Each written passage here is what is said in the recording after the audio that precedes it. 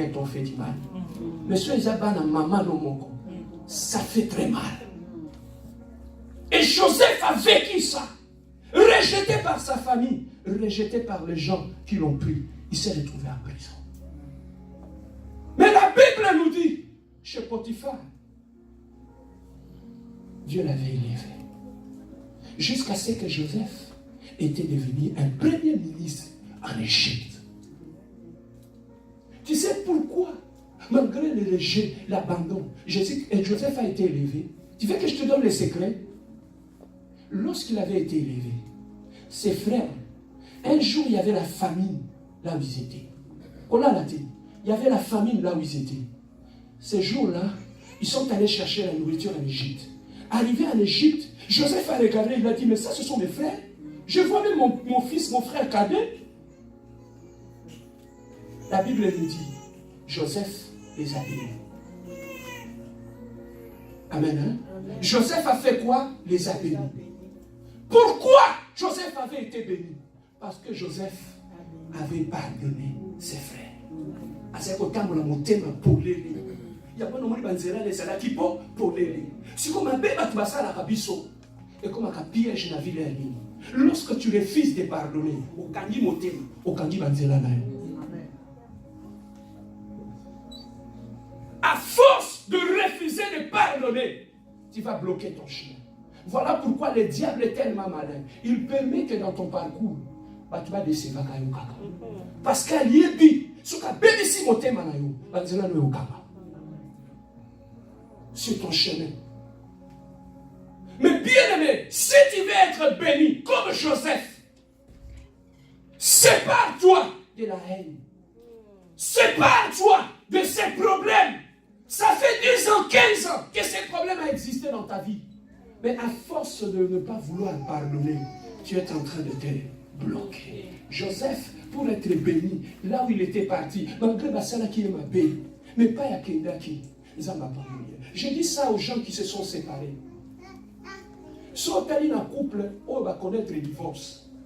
Mouto ya pas molanga. Les hommes tu as l'immisaka. Amen. Oh ya qu'à vendre quand on parle de mon ex, les cornes sortent de ma tête. Bien aimé, lorsque tu prends cette disposition-là, tu ne seras jamais béni. C'est comme quelqu'un qui prend une pierre, qui saute dans l'eau. Tu ne vas pas flotter, tu vas toucher le fond. Il y a même des gens qui t'attaquent à cause de ça. Lorsque tu vas lâcher prise, c'est à ce moment-là que tu vas revenir à la surface. Amen. Vous qui êtes séparés, pardonnez. Alors, plus tu pardonneras, plus tes voix vont s'ouvrir. Et la bénédiction viendra. Amen. Il y avait un couple. Ils avaient un enfant. La femme, après 10 ans de mariage, elle n'avait pas d'enfant. Jusqu'à ce qu'un jour, Dieu les a bénis. Voilà la tête. Dieu les a donné un enfant. Et l'enfant que Dieu leur avait donné. Vous savez, quand Dieu vous a donné un seul enfant, vous le protégez. Hein? Vous le protégez, vous ne voulez pas qu'il tombe, vous ne voulez pas tout. Vous le protégez. Partout où ils partaient, ces couples, ils avaient un enfant. Jusqu'à ce qu'un jour, cet enfant, il avait atteint l'âge de 13 ans. Il jouait dans la rue et une voiture est arrivée. Un monsieur qui avait beaucoup bu de trop. Il avait omis de faire son stop. Il a ramassé l'enfant. L'enfant est parti en haut et il est tombé sur le sol. Il a plaqué l'enfant contre le mur. La tête de l'enfant s'est aplatie. Le parent qui était dans la maison, ils ont entendu des cris dehors. Quand ils sortaient, ils ont vu l'état de l'enfant. Le monsieur blessé, détruit dans l'air. La police est arrivée, on a arrêté le monsieur. Ils l'ont envoyé en prison. Et ils ont pris l'enfant, ils ont fait le deuil. Après le deuil, l'homme et la femme sont allés voir le monsieur en prison. Le monsieur ne voulait pas le voir. Mais l'homme et la femme sont allés en prison. Ils ont vu le monsieur, ils ont dit, papa, tu as détruit ce qu'on avait de précieux. Mais moi et ma femme, nous te pardonnons. nous te pardonnons. Ils sont sortis de là. Ils sont revenus, ils ont commencé à louer Dieu, à prier, à prier, à prier, à prier. 6 mois après, la femme commençait à se sentir mal. Il va à l'hôpital. Le médecin lui dit, va, monte au 2e étage à l'échographie. Elle monte à l'échographie. Cette femme n'avait pas de temps. Elle est allée à l'échographie. Le médecin a vu, il a crié, il est sorti. Il a appelé un autre médecin. Il a dit, peut-être moi je ne vois pas. Viens regarder. Il a vu dans le ventre de cette femme, elle avait 3 bébés. 3 bébés sur les champs. Les dieux du pardon. Les dieux du pardon. Pourquoi cette femme a été bénie? Elle ne voulait pas que sa vie s'arrête dans la haine. Il ne voulait pas que sa vie s'arrête là. Elle a pardonné. Et Dieu a vu le pardon. Le pardon est une force qui libère. Amen. Et Dieu l'a béni. Il lui a donné 3 bébés. Voilà la force du pardon. Si Joseph a été béni en Égypte, dans une terre où il ne connaissait personne, il n'avait pas voulu garder la haine par rapport à ses propres frères. Il s'est séparé. Joseph a utilisé le principe. Le principe de quoi? Il s'est séparé du mal, de la haine. Voilà pourquoi Joseph a été béni. Est-ce que quelqu'un est en train d'être béni ce matin? Bien-aimé, pour terminer, je suis en train de chuter. Si tu veux rebâtir ta vie, comme nous avions dit au début, la séparation c'est le principe du renouvellement et du nouveau départ. Tu veux rebâtir ta vie. Sache que tu auras besoin de ces principes. Aujourd'hui, dans les églises, tu vas entendre les gens, papa, changer histoire, nanga, changer vie, nanga, changer tout. Mais oui, mais il faut qu'on t'enseigne sur le principe du nouveau départ. Pour que tu saches comment appliquer ces principes-là. Ce ne sont pas seulement des slogans, mais c'est tout un principe sur lequel nous devons bâtir notre vie. La Bible nous dit, au commencement était la parole était Dieu, la parole était avec Dieu. Amen. Celui qui veut rebâtir sa vie, sachez ceci, il doit se baser sur les 2 choses. La vie de l'être humain sur cette terre des hommes dépend de ces 2 choses. La source de ta vie et le but de ta vie. Tu dois connaître la source de ta vie, là où tu wapis. Et tu dois connaître ton but sur cette terre des hommes. C'est 2 choses. Retiens cela. Que si tu veux rebâtir ta vie, tu dois d'abord fonctionner par rapport à ces 2 choses. Connaître la source de ta vie et enfin connaître le but pour lequel tu existes sur cette terre des hommes. Est-ce que tu connais le but pour lequel nous avons mis en Mokilio? L'ignorance, Yango est celle que tout a été chamboulé dans ta vie. Lorsque tu ne connais pas le but pour lequel Dieu t'a fait exister sur cette terre des hommes, tu ferais n'importe quoi.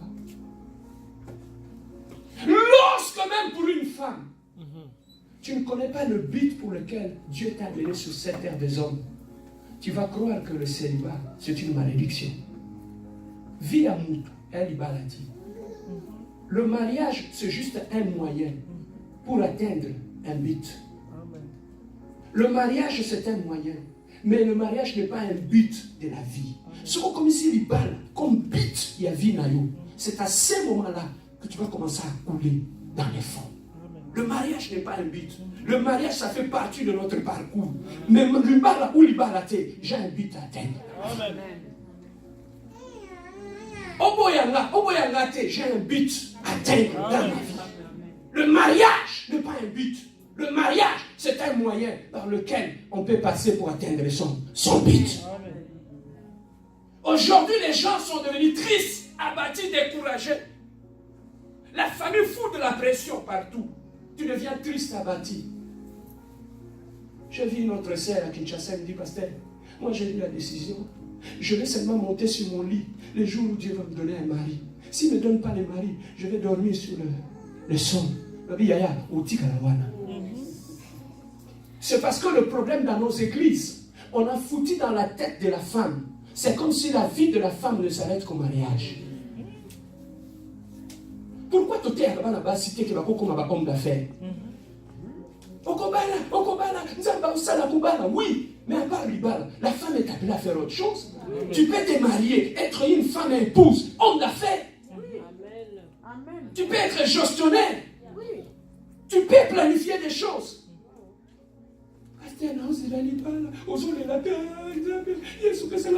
C'est parce que tu ne connais pas le but de ta vie. Il n'y a pas de femme célibataire médecin. Il n'y a pas de femme célibataire ingénieur. C'est parce qu'ils ont compris que les femmes ne connaissent pas ce que je prêche ici. Ils pensent que l'Ibala, c'est la finalité de la femme. Angela Merkel. Tu arrêtes tout dans ta vie. Pourquoi l'Ibala y était? Papa, tu dois apprendre à être heureuse ou heureux en état célibataire. Amen. Si tu penses que pour que je sois heureux, il faut que X soit là, Y soit là, tu es malheureux. Amen. Je continue mon chemin. Amen. Parce que j'ai un but dans ma vie que je dois atteindre.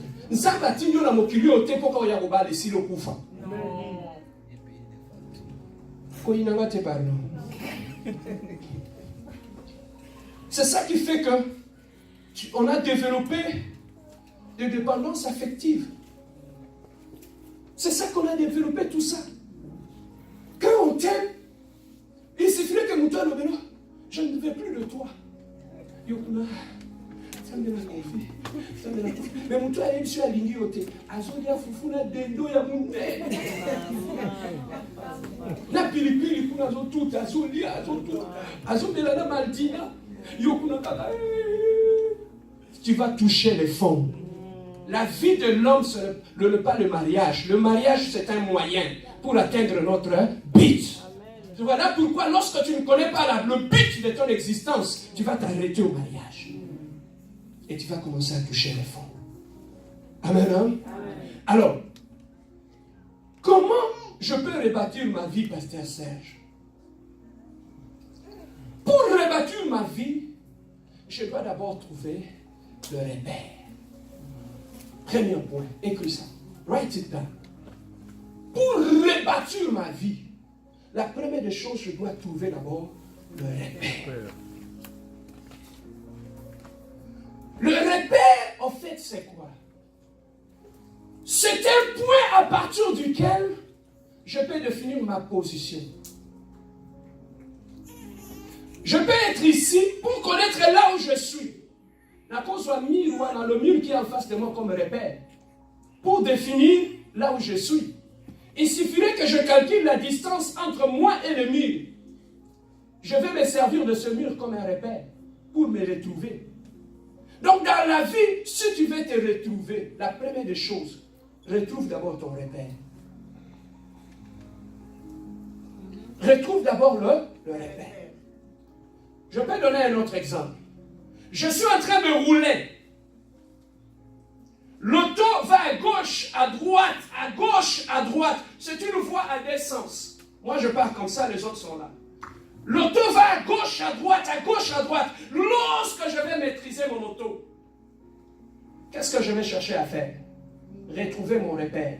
Est-ce qu'il y a la bande ou sous ou la bande nanga? C'est ça qui fait que aux hommes sa voiture n'a bande, n'est-ce pas? Mais tu l'as remis sur ta bande à partir de quoi? En regardant le repère, ligne jaune. C'est ça qui fera que tu puisses sortir de notre bande, revenir sur ta bande, n'est-ce pas? Ligne jaune, c'est ça ce que je suis en train de dire, le repère. Donc, un point par rapport auquel tu te retrouves. Donc, pour rebâtir ta vie, tu dois d'abord retrouver ton repère. Il y a des gens qui vivent zigzaguer. Pourquoi ils n'ont pas encore trouvé le repère? Papa, quand tu n'as pas trouvé le repère dans la vie, c'est ça qui amène les échecs, qui amène les accidents. quand tu n'as pas retrouvé le repère, tu vas te retrouver dans la bande opposée. Ce monde que Zoya connaissait, et au créé, Accident. l'accident va amener quoi? La mort. La mort. On dit problème est dans le bar à Nabino. Au bout de repère, au côté de la bande de Moussous, nous tout Kenyati, il va découvrir. Dans le village de Mukolo. Tu as tout le temps des problèmes dans la vie. Tu sais pourquoi? Parce que tu ne sais pas retrouver tes repères. Tu te retrouves toujours dans la bande opposée. C'est ça qui fait que tu as toujours des problèmes dans ta vie. Mais lorsque tu retrouveras tes repères, tu vas revenir sur ta bande. Le repère, c'est ça qui nous permet de rebâtir notre vie, de retrouver ta position normale. Mais c'est quoi le repère, pasteur Serge? Le repère, Yaya, c'est la parole de Dieu. Amen. Donc, sa vie, il faut trouver le repère. Le repère, c'est quoi? C'est la parole de Dieu. Lorsque tu retrouves la parole de Dieu, tu commences à ordonner ta vie par rapport à la parole de Dieu. Tu commences à sortir dans des choses qui n'étaient pas destinées à ta vie. Tu commences à sortir dans des choses qui n'étaient pas destinées à toi. Tu commences à sortir dans les camps de l'ennemi. Tu commences à sortir de la zone de la malédiction. Pourquoi? Parce que tu as retrouvé tes repères.